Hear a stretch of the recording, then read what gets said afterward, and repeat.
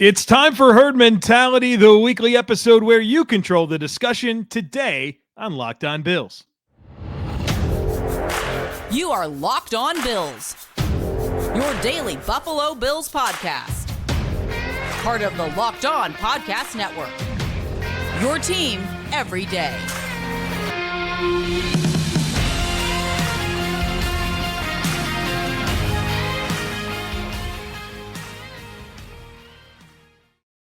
What's up, Bills Mafia? It's Joe Marino, author of Go Bills and Buffalo's Run, also the co-host of the Locked On NFL Scouting podcast, and I'm your host of Locked On Bills. I want to thank you for making Locked On Bills your first listen every day, and a big welcome and shout out to our everydayers. You know who you are. Those of you who never miss a single episode, I appreciate y'all being here very, very much. I'd also like to invite you to subscribe or follow for free on YouTube or wherever you listen to podcasts. We're part of the Locked On Podcast Network, your team every day.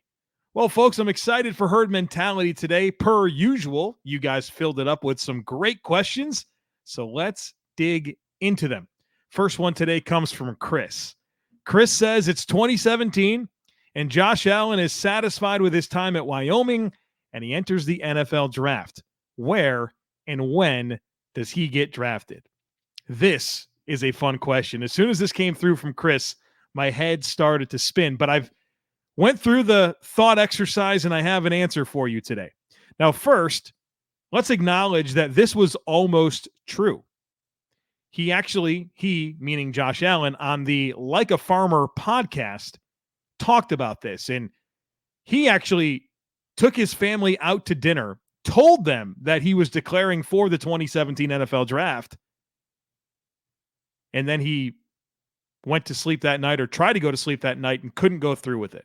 He couldn't do it. And so he went back to Wyoming. He felt very much like he owed it to Wyoming to go back and felt burdened for his teammates and his coaching staff to give them another season. But it was very much a possibility that he would come out in 2017. And if he did, that would be challenging for the Bills for him to be their quarterback right now. And if you guys remember the 2017 NFL draft, the first pick was Myles Garrett from the Cleveland Browns. That was the first pick. The number 2 pick was the Chicago Bears. They moved up to get Mitchell Trubisky, the quarterback out of North Carolina. And then, of course, later on, you had Patrick Mahomes get drafted by the Chiefs, Deshaun Watson by the Texans, right? That was kind of that draft. So where would Josh Allen have fallen in that landscape? Well, I don't think he would go number 1. In fact, I can tell you that he would not have went number 1 to the Browns. I actually had a conversation with Hugh Jackson, the head coach of the Cleveland Browns, a couple of years ago, and we were both at an event, and there was some downtime, and I simply went up to Hugh, and I introduced myself, I told him about the work that I did, and I said, look, I want to learn as much as I can about quarterback evaluation. Would you mind if I asked you a few questions? And so we talked about a bunch of stuff, but it ultimately came back to him disclosing a lot of information to me about the process that Cleveland went through, both in 2017 when they drafted Myles Garrett number 1, in 2018 when they picked Baker Mayfield number 1, which was also the year that Josh Allen came out. He said going back to the Myles Garrett year, they thought about some of the quarterbacks, but they didn't feel like they were ready to draft a quarterback. And obviously Myles Garrett, a blue chip pass rusher, that makes sense. If you're not going to pick a quarterback, well, get yourself Myles Garrett with the pick. That was their thought process there. They just didn't feel like they were ready to draft a quarterback. Now, the next year, they did feel like they were ready to draft a quarterback. And their decision came down to Baker Mayfield or Josh Allen. And their process that led them to Baker Mayfield was, as Hugh Jackson explained to me, very simple. They thought Baker Mayfield was closer to his ceiling than Josh Allen was. And they didn't feel like they could wait, right? They didn't feel like they could wait for Josh Allen to develop, and they needed a quarterback that could come in and be close to their ceiling. Now, Hugh did admit that they agreed that Josh Allen's ceiling was higher than Baker Mayfield's, but they wanted the guy that could come in and be closer to what they're going to be sooner. And that's exactly what they got. So I don't think he would have been the Browns pick. I know for a fact he wouldn't have been the Browns pick because I've talked to their head coach and he disclosed that information to me. Now, where I do think Josh Allen gets drafted in 2017 is number 2 to the Chicago Bears, where they traded up for Mitchell Trubisky. And the reason I think that is because they were pretty risky with that choice of Trubisky, just a one-year starter at North Carolina, and that was it, right? Same thing with Josh Allen at that point in time would have been a one-year starter at Wyoming. Well, if you're going to do the one-year starter thing and you're not going to pick Mahomes, you're not going to pick Watson, right? They told us that when they didn't pick those players. I think Allen could have been the pick just based on them willing to kind of take a roll of the dice on an inexperienced player. But take the player, when you compare Trubisky and Allen, you pick the player with the better traits, and that is Allen. So I think Allen in 2017 would have been the number 2 pick in the draft. Now, you're probably thinking to yourself, well, Joe, in 2018, he went number 7 behind after Baker Mayfield and Sam Darnold. Okay. Here's the big thing about Josh Allen going back to Wyoming. It didn't help him. He didn't play better in 2018 than 2017. He was a better quarterback in 2017. And I think that's what cooled some people on Josh Allen was, well, we know that he's got a lot of physical upside, but he really didn't get better year over year at Wyoming. Why should we think that there's this big ascension coming despite a lot of physical talent? And so that's the process. Like, going back to Wyoming didn't help Josh Allen get drafted higher. Now, I think it helped him get to the right place, right? The Bills, like, all of it happened for a reason, and it winds up being very, very good. But at the end of the day, him going back didn't help his draft stock. I believe Josh Allen would have been the number 2 pick in 2017. Instead, he winds up being the number 7 pick after the Bills traded up to get him in 2018. And so that was a fun question. I had to unpack it for you here. And hopefully you can appreciate kind of my thought process there. And maybe it sounds crazy to think he would have went number 2, but if the Bears were going to pick Watson or Mahomes, they would have done it. And they didn't. They picked Trubisky. They were picking a quarterback. I think they would have went with Allen over Trubisky. All right, the next one today comes from Jesse. Jesse says, who is the best receiver in the AFC East? Stefon Diggs or Tyreek Hill? I find it very hard to make this decision myself. Hill is more explosive, has had more yards than Diggs every year except 2020. However, Diggs is more versatile, and at first that seems like a weak argument, but I look at it like this. If you are in the red zone with one play left in the game, who would you rather have, Diggs or Hill? I'd take Diggs. But then again, if you're at the 50 with one play left, who would you take? Probably Hill. Diggs has better hands. Hill has better speed. Diggs is the better route runner. Hill just gets open. How do you rank them? Fun question. Fun question. It's obviously very close. I'm going to give you an answer, but I think it's very close. So I don't have super strong convictions in my choice. But I lean into Diggs in a vacuum. I think he's a more complete skill set. I mean, Tyreek Hill is unbelievably explosive, gets open all the time. Vertically, he's unreal. Yards after catch, he's special. He can line up inside and outside. Like, he's awesome. But Stefon Diggs, to me, feels like just generally a more complete wide receiver. Now, he doesn't have the elite runaway speed like Tyreek Hill does, but I think he's a more nuanced route runner that's more transcendent, if that makes sense.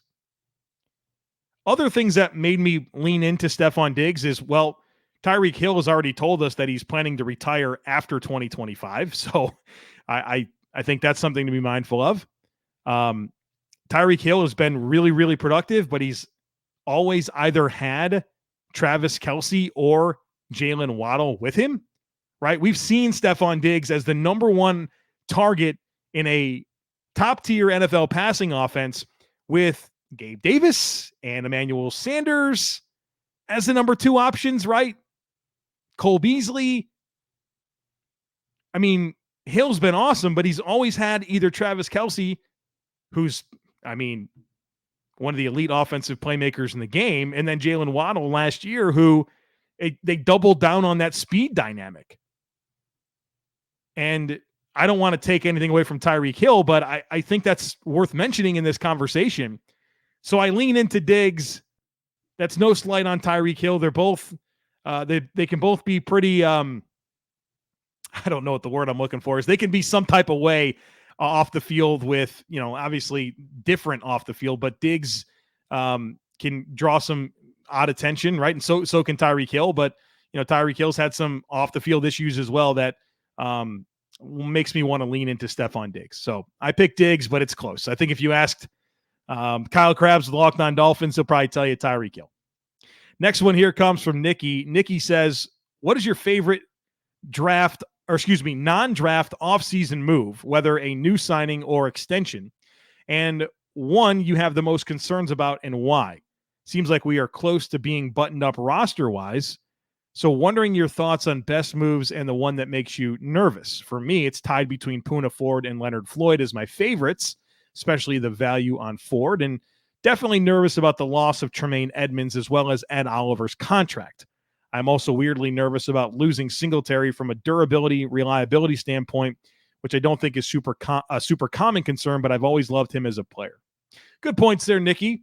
I can understand your choices and agree with a lot of that. For me, my favorite signing, which you gave me the option of an extension, a release, or bringing on a new player, I would say my favorite signing is Jordan Poyer. I didn't think he'd be back. He is back, and he's back on a deal that is half of what I thought he was going to sign for. So I think that's huge. I love him being back, and I think it's something maybe we've forgotten about a little bit in this offseason that Brandon Beane's put together, but that is huge. That's the one that I really like. Obviously, for concerns, the low-hanging fruit is Tremaine Edmonds and his departure. To give a different answer, to bring something new to the table, I'll go with Deontay Hardy, the wide receiver. And it's not that I think he's a bad signing. I think there's a couple of questions that I have. First of all, he's small and has been injured, right? That's a tough combination. The Bills gave him a fairly reasonable contract, a multi-year deal. It could be just a one-year contract, but there's still a reasonable commitment made to him. And my question is, well, is he going to be the premier return guy? I don't know if that'll be the case. I think they're going to use Nyheim Hines, especially as a punt returner.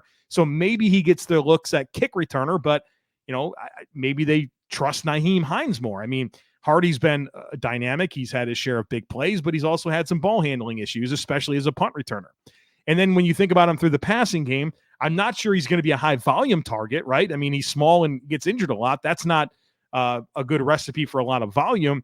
But even if he is healthy, is he going to be out-targeted by Diggs, Davis, Knox, Kincaid? Well, that's 4. So at best, he's your 5th option in the passing game. What about Khalil Shakir? What about Trent Sherfield? What about James Cook? I mean, is there a world where Deontay Hardy is the 9th option in the passing game? I think that's going to lead to some questions about the contract that was handed out. So I think that's the one that gives me the greatest concern that isn't the obvious choice, that is losing Tremaine Edmonds and, replacing him with some unproven players. So we'll see how that all pans out. All right, we got a bunch more to get to here today, but first need to tell you about FanDuel. Baseball season is in full swing, and there's simply no better place to get in on the action than FanDuel, which is America's #1 sportsbook, because right now new customers can get a no-sweat first bet up to $1,000. That's $1,000 back in bonus bets if your first bet doesn't win. Just go to FanDuel.com/lockedon to join today. And folks, I love betting over at FanDuel. They have a safe, secure, and easy-to-use website. They have great promotions every day. Baseball's fun to bet on, but so is this NFL future stuff. They have player props, over-unders for win totals, awards, week 1 lines. You can check it all out over at FanDuel. So don't miss your chance to snag that no-sweat first bet up to $1,000 when you join FanDuel today. Just go to FanDuel.com/lockedon to sign up. FanDuel, official partner of Major League Baseball.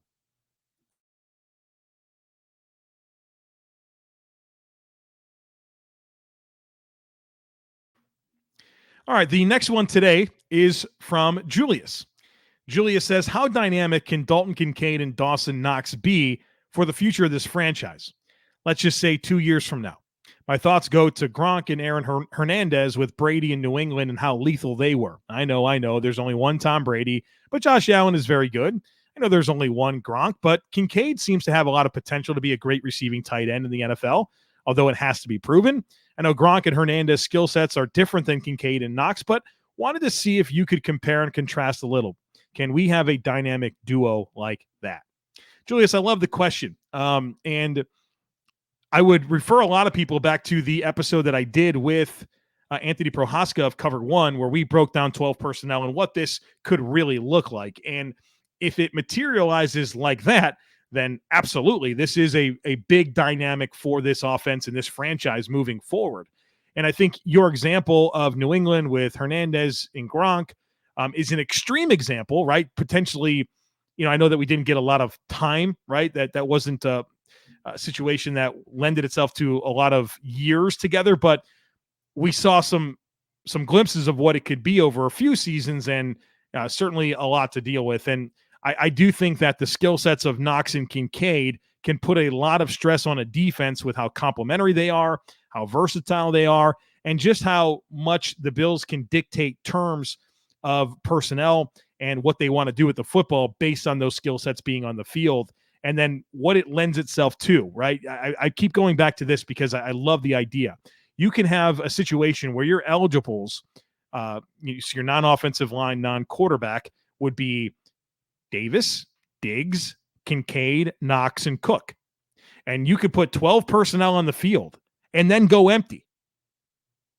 And that has just got to be the biggest nightmare imaginable for a defense, because you can just have so many matchups problems that you can introduce, not to mention if you just specifically focus on Knox and Kincaid, whether it's winning down the seam because they have size and athleticism, middle of the field, obviously, using them as weapons for yards after catch. I mean, there's so much these guys can do, and it's unlikely that you're going to have enough personnel to match up defensively to really give yourself a chance, because there's going to be some mismatches out there. And that's where I get really excited about this duo. Next one here comes from Ben, and it's a little bit like the last one here. So this will be the Knox and Kincaid segment of Herd Mentality. But Ben says, there's obviously lots of hype and questions about Kincaid. There are many people who think Knox will suffer from Kincaid. If he turns out to be as good as the analysts believe he will be, it would seem to me that Knox could actually benefit from Kincaid's presence. How many teams have two linebackers that can cover two athletic tight ends? Defenses will have to make a decision regarding who will cover each. I suspect they would choose their better coverage linebacker or safety to take on Kincaid. Wouldn't that leave Knox with the lesser coverage player? Ben, this is exactly the dilemma that we're talking about for opposing defenses against the Bills. So the simple answer here is yes. Generally speaking, Kincaid can be an asset to Knox because of the attention that he potentially will command if he reaches the ceiling we all think he's capable of. But I think where I want to go with this answer, outside of just saying, yes, I agree with you, is generally speaking, I don't think that Dalton Kincaid's arrival has much impact at all on Dawson Knox and his role in the offense. I think Dawson Knox is going to continue to do what he's done for the last two seasons. I think the players that are impacted by Dalton Kincaid's arrival is Gabe Davis, is this mix of slot players. So if you look to last year, the Cole Beasley, Isaiah McKenzie, Jamison Crowder role, / Khalil Shakir, those are the players that are impacted. I think Knox is going to do what Knox has always done. And then the Bills are going to use Kincaid to eat into some of those other players. So I think Kincaid's arrival is a benefit to Knox, while also simultaneously not having an impact to the volume and market share that Dawson Knox has commanded over the last couple of seasons. I think that continues. Next one here comes from Mike. Mike says, what do we do if Taron Johnson gets injured? And do you think it is handled differently during the game in which he is injured versus when the Bills have time to plan between games? Fun question here. And I'll tell you what, losing Taron Johnson is not good. That's not a player you want to go down. I think the answer that I'll give you here is Taron Neal. And the reason I bring that up is because we saw Taron Johnson get injured last year, and it was a short injury. It was in the Cincy game, the Monday night game where Damar Hamlin went down. Taron Johnson got injured, and they brought in Taron Neal. Now, I understand you had a part of your question in here about, well, if the Bills had time to plan between games, what does that look like? And I'm glad that you bring that up, because I think that would open up more opportunity and more possibilities. And I think that player becomes Dane Jackson.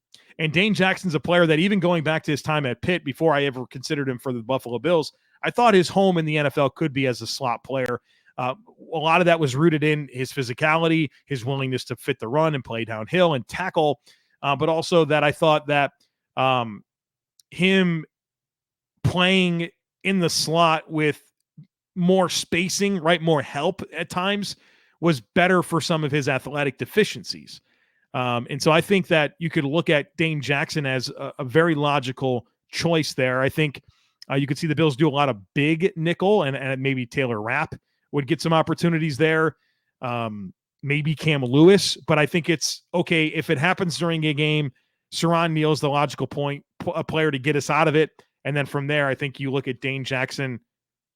And then from there, I think it's like this Cam Lewis, Taylor Rapp conversation. Fun question. Next one comes from Jeff. Jeff says, how concerned are you with the ages of our core defensive players? I love looking at the roster and seeing Von Miller, Micah Hyde, Jordan Poyer, Trey White, Leonard Floyd, etc. But Father Time is undefeated, and every player declines sooner or later. Do you think this could be a concern as soon as this season, or am I overthinking it? I think this is something to be mindful of. I don't know that there's a huge implication this year. But, I mean, yeah, some of these key players on the Bills' defense are aging. I don't look at Trey White as a player in that bucket. He's 28 this year, right? He turns 29 in January. And so I don't know that I'm as concerned there. Leonard Floyd is a player you mentioned. I'm not sure he's more than a one-year player, so I don't look at him as a nucleus-type guy for this roster. Von Miller, for sure, right? 34, coming off of an ACL tear with 5 years left on his contract. You don't love that, but, you know, if there's a guy that you feel like has a chance to be meaningful for several more seasons, it's a genetic freak like Von Miller. And then Micah Hyde and Jordan Poyer, for sure. But, I mean, Jordan Poyer was awesome last year, and you go back to 2021, and I thought that was Poyer and Hyde's best season together. And it's safety, right? Like, you would think replaceability is probably the easiest at safety. But I would also make sure that we're mindful of some of the good young players that are on the defense, like Ed Oliver, like Greg Rousseau, like what we're hoping for Kyer Elam, Taron Johnson, right? Like, there's Matt Milano. There's a lot of players that aren't necessarily old that are exciting. But, yeah, I think Brandon Beane has a big job ahead of him to make sure that he's replenishing this roster by hitting on draft picks. And I would say that there's been some missed opportunities there. That's going to put more stress on his ability to do it moving down the line, and making sure that you're replenishing this talent as it ages with meaningful young talent that is, you know, lesser in terms of contracts because they're on rookie deals, but also guys that you're developing. And I think we need to see some of that start to happen at an accelerated pace than what we've seen recently. All right, folks, we got some fun stuff to get into here right after a very, very quick break.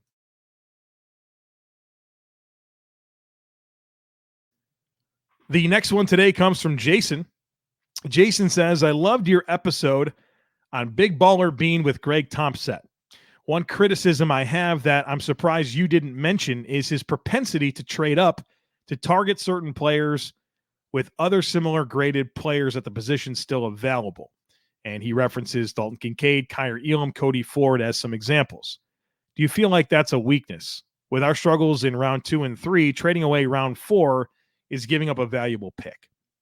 Yeah, Jason, I think this is fair. I don't think you can know for certain if they didn't have to trade up to get certain players, and, you know, what the domino effects are there, because they're significant. But generally speaking, I'm not a fan of trading up.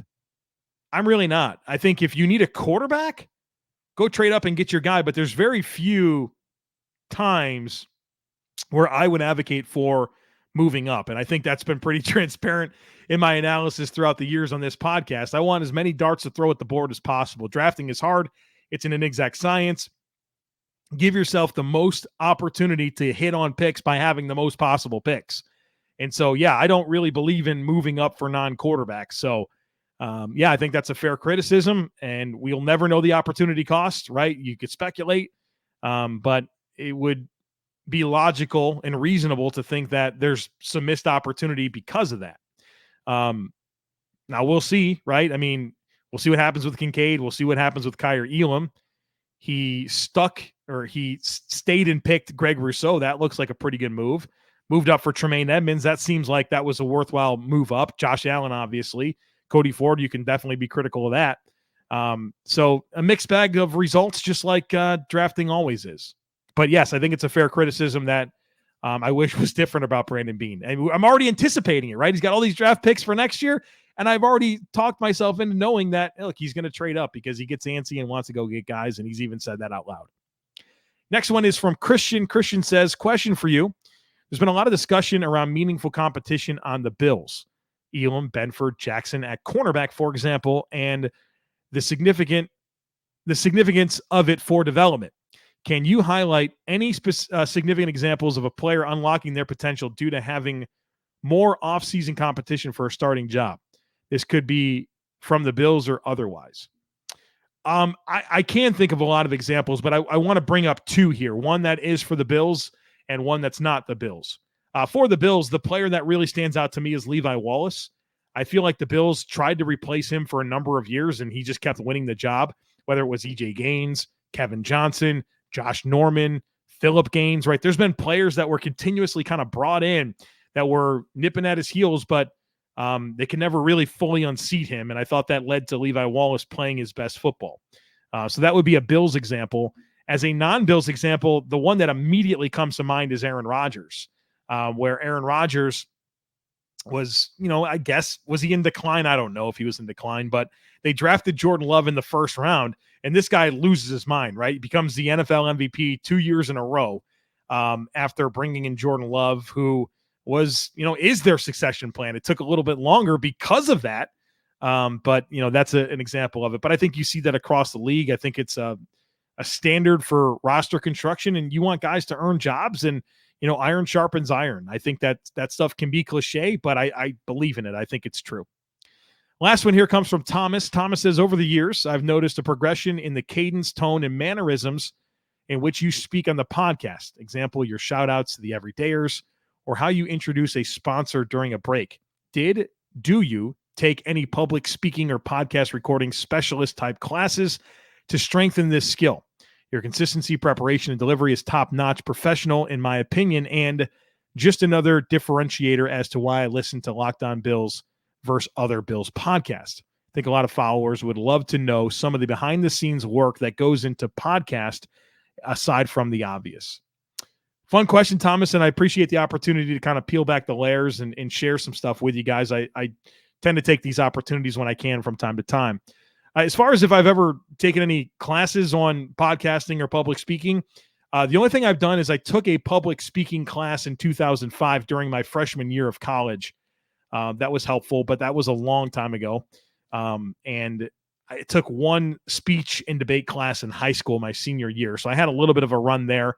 But what I really attribute anything positive that you just brought up, I would say it just comes down to reps. I've been doing this podcast daily since 2019. My other podcast, Locked On NFL Scouting, which was Draft Dudes, same type concept, did that. I have done that daily since 2016. I think when you consider both podcasts, I'm over 3,500 episodes since 2016. And when you factor in the amount of radio work that I do, live broadcasts, guest appearances on other podcasts, I think I'm well over 4,000 episodes, right? So that's just a lot of reps.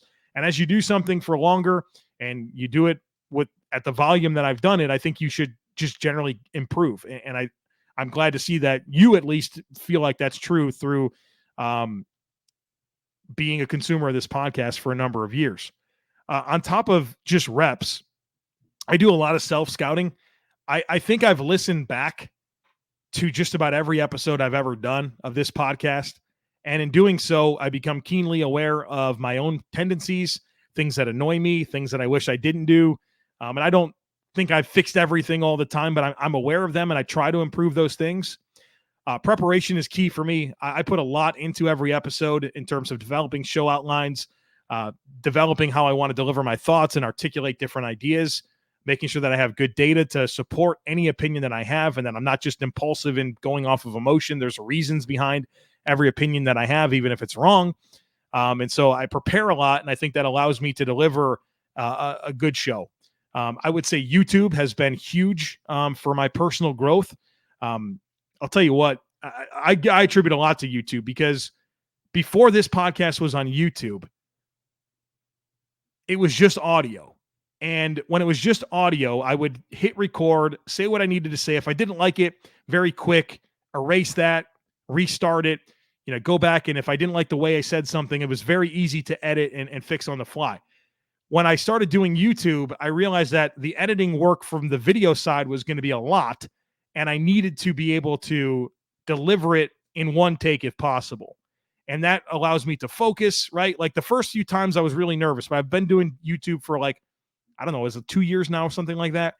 And that element, that dynamic of it being a video, it's a recording of me doing the podcast, and me wanting to do it in one take and not have to do a million edits, I think allowed me to kind of take another step. But obviously, I think a lot of it also is just my approach, right? I want to be honest with you every day. I want to be authentically myself every single day. And I want to be a podcast that I would want to listen to. And I've said this before, and I mean this in the best possible way. I feel deeply burdened for every single person that pushes play on this podcast. I want it to be worth your time.